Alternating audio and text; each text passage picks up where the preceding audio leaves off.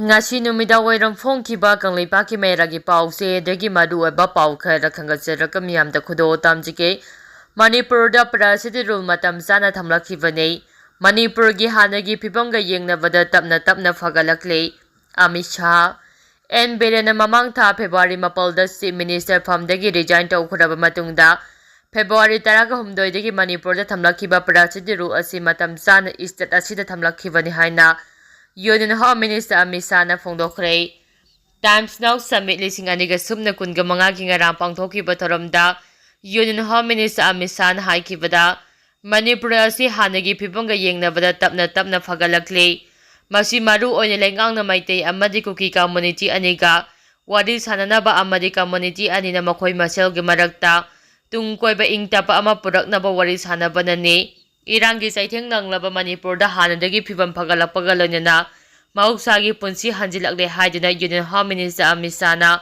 phongdokhibaga loinana community ani asigi miyoising tungaba mifam pangthokpa haukhre haujik thoina waningai oidre haina summit aduda Union Home Minister Amit Shah na phongdokhe Manipur da PR rule thamkhiba ase thengmandabara haina hangba wahangi pakhum piraduna Amit Shah na phongdokhibada Community anina yaramdarabadi state asida PR rule thamjinba oithokloi matang saba tanja yenglaga PR rule thamjinbani haina report tawri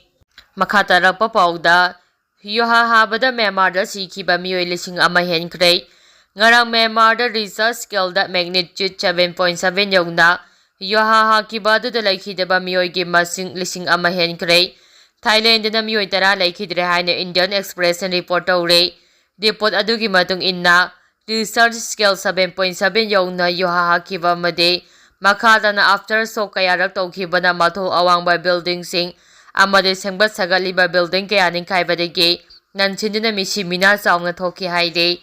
ngasi nungthil pung ani tarak pa fawbada sikhiba migi masing puna lising amaga subna ani oiki haina Myanmar army na confirm tawki sikhiba ayamba leba adugi ani suba khwaidagi chawba city loinana Yuwa hakiba adugi epicenter oikiba Mandalay da oide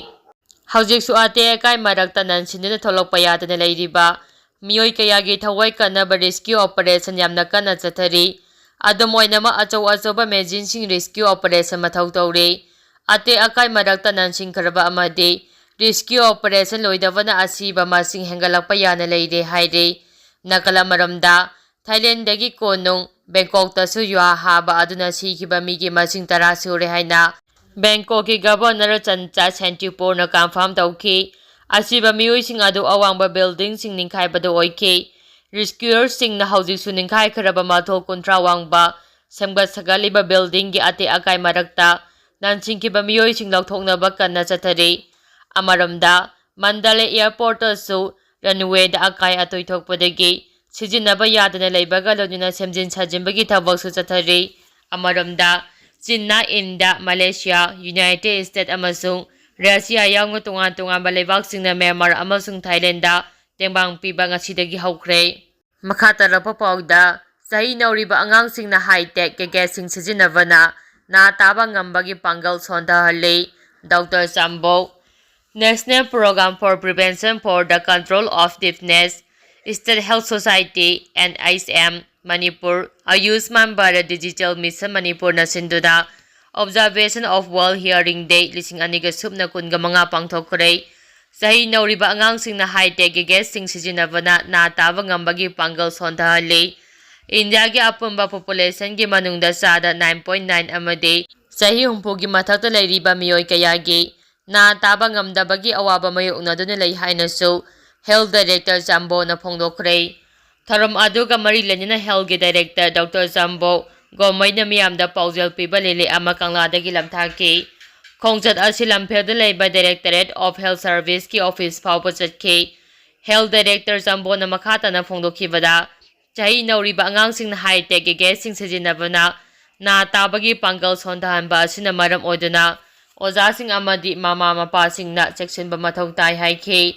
National Program for Prevention and Control of Deafness State Health Society MIC na sinduna pangthopa tharam aduda Health Services ki Director Dr. Sambo Gomai Family Welfare ki Director N Hemanta Kumar Manipur Health Services Special Guest Dr. N. Bino amadi RIMS Dr. Rhino Rairoji Department gi ISOD Dr. T.S. Sundirajan na maru oiba miyoising oina saruk yaki. Changing mindset, empower yourself to make ear and hearing care to reality for all haiba teamda pangthokpa World Hearing Day lising aniga sumna kunga mangagi thoramga mari lenyana Naudo Sambo Gomaina Makata na hai India gi apuma population gi manungda sada 9.9 amadi sahi humpo gi mathakta leidiba miyoi kaya gi na taba ngamdabagi awaba mayokna duna lei maram aduna na taba ngamdabagi laina asi haksin lagduna matau karamna anaba asi haurakpadagi matang matam chana leyengadagi haiba mipum khudimakna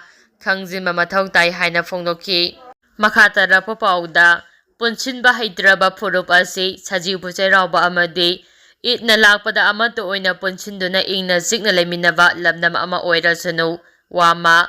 haying mas kontra sajibugi noma pamba nomajing numit maitei sahi hauba charakbana lakpada maru oina maitei sana mahi laining chachaba ichit inausing amadi mapana soina takharaba igi mari oiriba maitei ichit inausing gi mafamda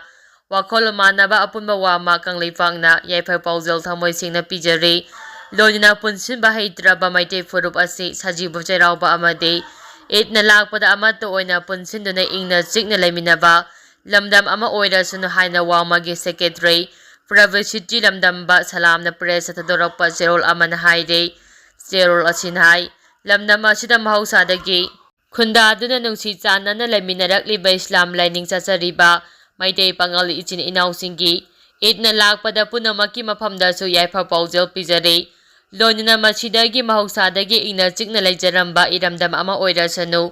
kuki narco terroristing na haukiba chahi lising aniga subna kungo humdagi me ahumdagi lamdam asida khunda minariba furup ichil inausingda kai hauduna ne tadraba punsi mahing amada maru oina maitei furup to onsinduna yum kaya minungsi laitana mai thadoktuna tangoi olan krei minungsi laitana mioi kaya amahad krei lanthum kaya mangan krei Ngasisu mayumda hanjima ngamdana relief camp kaya da changjapam logduna awa maicha kaya khangli miyoi kaya amasu thiba khangdana leide mama macha kaya setna khaina handuna mikap mera kholna ngasisu lepna teng thadi haide hairiba awaba nungaitaba uhaidraba tahaidaba punamak ase sajibugi noma pamba maite cherauba chahi hauba amade muslim singi senglaba itna lakpada igna sikna pamba mareba ponu sijaba Lebak ningba athoba kaya tholokna kangkhong jairaba punsinba haitaba purup asi amato oina punsinduna nungsi chanana ingna sikna leiminaba lamdam ama oirasuna haina leiminariba yero furup khudimakki mafamda wamana yefa pauja pijarakli